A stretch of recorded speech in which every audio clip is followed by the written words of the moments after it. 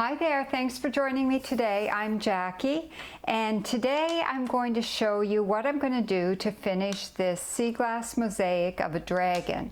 Now, if you missed my last video, you can click on the icon up above. In that video, I showed you what I did to create the full moon behind my dragon, and in that video I gave you a whole bunch of tips for how you can improve your sea glass mosaic creating. And in this video, I'm going to give you a bunch of new tips, but these are all going to be about design. So join me for this one and I'll give you a bunch of design tips.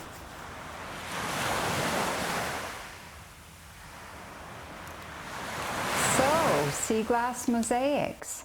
So there are a lot of design principles in art that really apply to sea glass mosaics, but sea glass is somewhat unique, and you really have to keep in mind some different things when you're working with sea glass. Sea glass is a bit of a different medium to work with.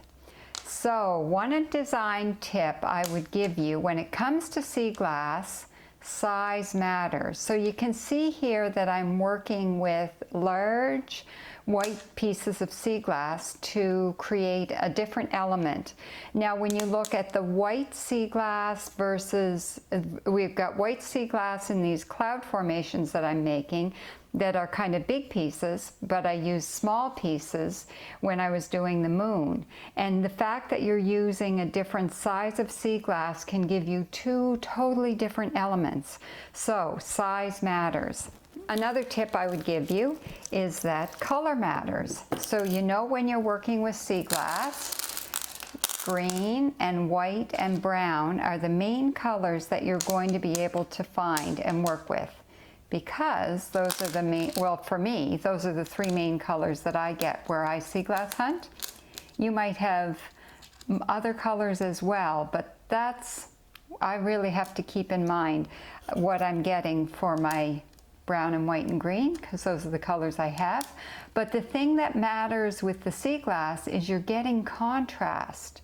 So with those three colors, you can get a fair amount of contrast depending on how you line up your sea glass. So keep the color in mind when you're designing and when you're providing some contrast in your piece. So a third tip that I would give you is that texture matters. So when you're working with sea glass, if you want to achieve some really cool texture, one of the best ways to do it is to use a variety of shades. So if you look in my full moon, I have a whole variety of shades of white, and it creates a lot of texture in the full moon. And then in the dragon, I've got all sorts of shades of brown, and it really makes the dragon quite dynamic and gives a lot of texture there as well. And I will do the same with the green. If you look at the pile of green that I have on my glass here, I'm just going to put these down because I'm planning to fill in all the background here with green because it's a bit of a night sky. And I'm going to use all sorts of different shades of green: light green, dark green, medium-sized green, and that creates a lot of texture. Another design tip to keep in mind is that your material matters. So this is a sea glass mosaic, so it's primarily sea glass, but by adding some other materials, it's really adding quite a bit of interest. So you can see that I've used quite a few rocks. I have my hagstones here. I've got a whole bunch of black rocks. And I'll also, before I finish, I'll add a little bit of pottery. I may even incorporate some shells here. So keep in mind that your material that you use really does matter. And repetition also matters. So I really like using these black rocks, but in this piece I've used quite a few of them. So by repeating the black rocks here and along the bottom, and then I've got black rocks in the neck of the dragon and black rocks in the tail, that repetition of using the rocks really helps create a flow, because if your eye starts to follow the rocks, it's going to follow from here along the bottom and all along the dragon, and it'll help your eye flow over the piece. And that creates quite a bit of movement because movement matters. And in this piece, I feel like I've got a fair amount of movement happening because I have these towers moving, they're kind of flowing. I have the flowing lines happening here in the clouds and the sky. So that creates a fair amount of movement. And there's also a fair amount of movement in the dragon, where the dragon is standing up on top of the rocks, almost like he's trying to pounce, and he's got the wings are all kind of flared up, so that's creating a fair amount of movement. So you can use your sea glass and arrange it in a way that can create a fair amount of movement in your piece as well. So even though movement matters, you want a place for your eye to rest. And in this piece, the full moon really creates a place for the eye to rest because it's there, it's near the middle of the piece, and it's solid and circular. And even though your eye might be wandering about the piece, your eye can come to rest on the full moon. And placement matters. So by placing the dragon off to the side a bit, that gives you a little bit more of an off-centered, so you're not getting a bullseye feeling. And even with the full moon, I don't have the full moon directly in the center of the piece. It's just slightly off-centered. So keep in mind when you're designing your piece that the placement of each element in your piece does matter.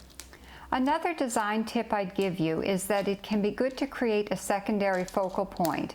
So you can see that obviously the dragon in this piece is my focal point, but I want to create a secondary focal point. I don't want my dragon to be one lonesome dragon off in the middle of some place. I'd like for the dragon to have some buddies, so I'm going to put some 3 little dragons flying off in the sky, off in a distance. So this dragon is definitely my focal point dragon, but then his friends are off in the distance in the sky. And I've picked out a few pieces of sea pottery and blue sea glass to create a few dragons. Haven't quite figured out how I'm going to make them look good yet, but I know that I want to have these 3 dragons off in the sky. And that brings me to the rule of 3. Having things in groups of 3 can help create a sense of balance. So you can see here that I've got the 3 dragons, I have the 3 towers here, I have the 3 hagstones, and having groups of 3 can really create a sense of balance and can really calm your piece. So another design tip is that your story matters. So you want to think about when you're doing your art piece, what story is my art piece telling? And in this story, I've got a dragon, and a dragon is a symbol of healing and strength, and also a symbol of protection. And a dragon is considered to be the protector over the treasure. So in this case, I want my art piece to tell the story of the dragon protecting the treasure, which is you. So I've got an inukshuk down here, which is symbolizing you, and the dragon is protecting this treasure. I think I have enough design planning done here at this point that I'm going to go on and start gluing pieces. So once I've got a bunch of pieces like this laid out, I'm going to start at one end and just get gluing. I want to fill in the rest of my back here with green. And that's just a matter of working away, fitting together the pieces like the pieces of a puzzle so that they all read nicely.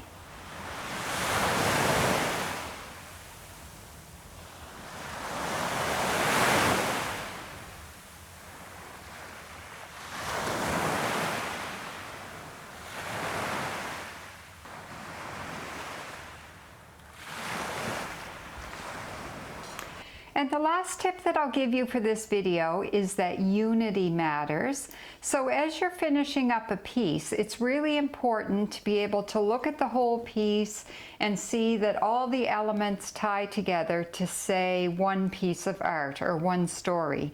And that's particularly important when you're working with sea glass, because each little piece of sea glass is an individual piece and they all need to come together in unity to tell the story of your piece of art. So if you saw my last video, I gave you 12 technique tips. When I was doing the full moon, I told you 12 things that can really help you really get an effective piece of art when you're working with sea glass. So in that video, my lesson of the day was it's good to push yourself out of your comfort zone, because I'm doing a dragon versus what I usually do, which are beach scenes. It really did push me out of my comfort zone a bit. Well, my lesson of the day for this video is that pushing yourself out of your comfort zone can really pay off, because I think doing something really different for me, like this dragon, has really paid off, and I'm quite pleased with my dragon. So I really hope you enjoyed the techniques I gave you in this video, or the tips that I gave you in this video, 12 design tips, and I hope that you have enjoyed the video and learned a lot. So I hope you make it out to the beach, and until next time, happy sea glass hunting.